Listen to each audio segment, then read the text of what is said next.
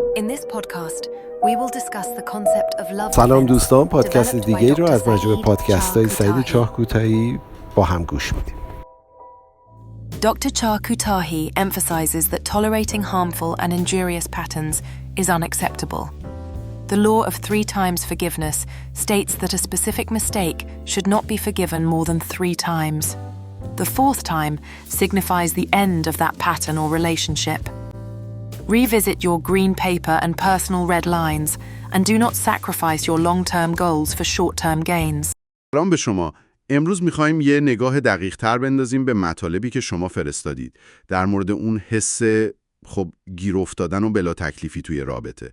به نظر میاد حس خیلی هست این روزا و منابعی که دادید، مخصوصا چیزایی که از دکتر سعید چاهکوتاهی بوده، یه سری راهکارهای جالبی دارن. بله، راهکارهایی به نظرم عملی هستن. هدفمون اینه که با هم اینا رو یکم بکاویم، ببینیم چطور میشه از این وضعیت اومد بیرون، طوری که هم سلامت روانتون آسیب نبینه، هم خود واقعیتون بمونید. خب، پس بیاین شروع کنیم. اولین قدمی که تقریباً همه منابع شما روش انگوش گذاشتن، مراقبت فوری از سلامت روان خودتونه. انگار این نقطه شروعه. دقیقاً. چون ببینید وقتی توی اون طوفان هیجانات شدید هستید، مثلا اضطراب، نمیدونم خشم یا سردرگمی، خب دید آدم تار میشه دیگه. منابع شما هم درست اشاره میکنن که تصمیم گیری تو این حالت راستش خیلی سخته و خب ممکن آخرش به ضررتون تموم بشه.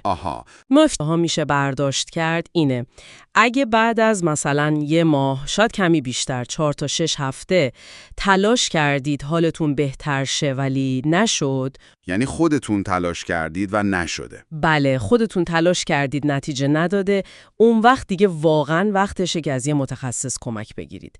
یه مشاور بی‌طرف لازمه که قضاوتی هم نکنه احتمالاً.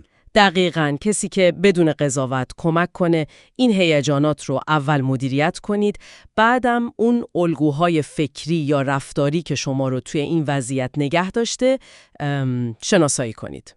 خب، این الگوهای رفتاری که گفتید جالبه. یکی از ایده های مشخصی که توی یادداشتاتون بود، یه چیزی به اسم قانون 3 بار بخشش. به نظر یه راهکار خیلی سر راست و عملی میاد واسه وقتایی که یه رفتار آسیبزا هی تکرار میشه. بله، دقیقاً. قدرت این قاعده هم تو همین سادگی و قاطعیتشه. هر فصلیش اینه که ببینید واسه یه خطای مشخص که هی داره تکرار میشه 3 بار فرصت هست. بار اول خب میتونه اشتباه باشه، پیش میاد. بار دوم ولی دیگه داره نشون میده یه الگوییه، یعنی داره تکرار میشه. داره یه روند میشه. بله، بار سوم دیگه آخرین فرصته. بار چهارم یعنی دیگه نمیشه تحمل کرد، یعنی این الگو قابل قبول نیست و باید متوقف بشه. که خب این توقف ممکنه معنیش پایان دادن به اون مدل رابطه باشه یا حداقل نیاز به تغییرات خیلی خیلی جدی داره. پس انگار یه جور خطکش میذاره که آدم از اون حالت تعلیق و حالا چی میشه در بیاد. دقیقاً. به نظر میرسه این قاعده توی منابع شما هم به عنوان یک ابزار معرفی شده که کمک میکنه آدم تصمیم بگیره، مخصوصاً اگه دلیل این بلا تکلیفی تکرار یه رفتار آزاردهنده باشه. و خب به نظر میرسه این تکرار الگوهای آزاردهنده خیلی وقتا وصل میشه به موضوع بعدی که تو منابعتون بود، یعنی اون کاغذ سبز. انگار آدم یادش میره خط قرمزای خودش چی بوده اصلاً. درسته، دقیقاً. این کاغذ سبز، اونطور که منابع شما بهش اشاره میکنن، در واقع همون اصول و ارزش‌های اساسی شماست. چیزایی که نمیتونید روشون معامله کنید. نکته مهمی که تو این مطالب روش تاکید شده اینه که نباید هویت خودتون، اهداف بلند مدتتون یا خب سلامت روانتون رو فدای این کنید که طرف مقابل رو راضی نگه دارید یا یه نفع کوتاه مدت ببرید. یعنی آدم خودشو گم نکنه تو رابطه. دقیقاً. خیلی وقتا این حس گیر افتادن و بلا تکلیفی نتیجهش همینه که از این اصول اولیه کوتاه اومدیم. پس بازنگری این کاغذ سبز و محکم ایستادن روش یکی از قدم‌های اصلیه واسه اینکه کنترل اوضاع رو پس بگیرید و از این حالت بیاین بیرون. و نهایتاً میرسیم به بحث تقویت پشتیبان‌ها. منابع شما از این اصطلاح استفاده کردن واسه چیزایی که خارج از رابطه به شما قدرت و استقلال میدن. یه جور سیستم حمایتی شخصی انگار. بله، همینطوره. این پشتیبان‌ها در واقع حکم ستون‌های استقلال شما رو دارن. توی مطالبی که فرستادید به چیزایی مثل استقلال مالی خب خیلی مهمه، داشتن یه شبکه حمایتی قوی از دوست و خانواده و اینکه آدم دنبال مهارت‌ها و علایق شخصی خودش بره اشاره شده. آها، یعنی فقط به رابطه وابسته نباشه. دقیقاً، نکته کلیدی همینه. وقتی این پشتیبان‌ها قوی باشن، شما دیگه حس نمی‌کنید که تمام هویت و امنیتتون فقط به همین یه رابطه گره خورده. این استقلال بهتون قدرت میده تا بدون ترس از تنهایی یا وابستگی با دید بازتری تصمیم بگیرید.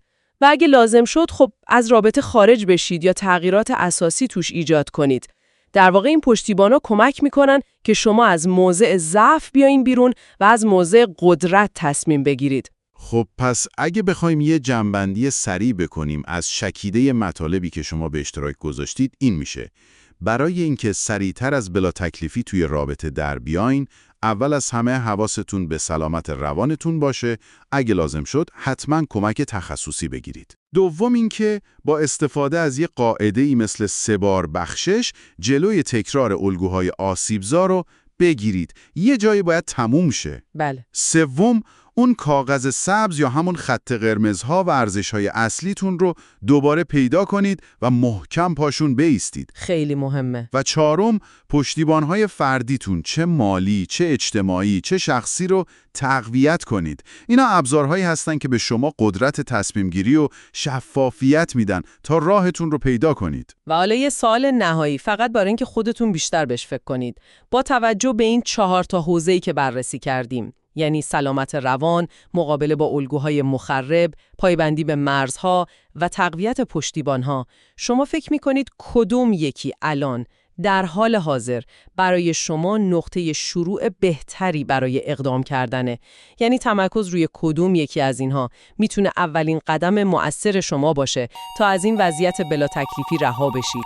راستش فکر کردن به جواب این سوال خودش میتونه مسیر پیش روی شما رو خیلی روشن‌تر کنه.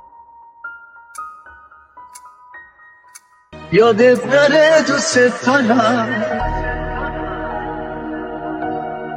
خیلی دلم تنگه برات، دار و ندار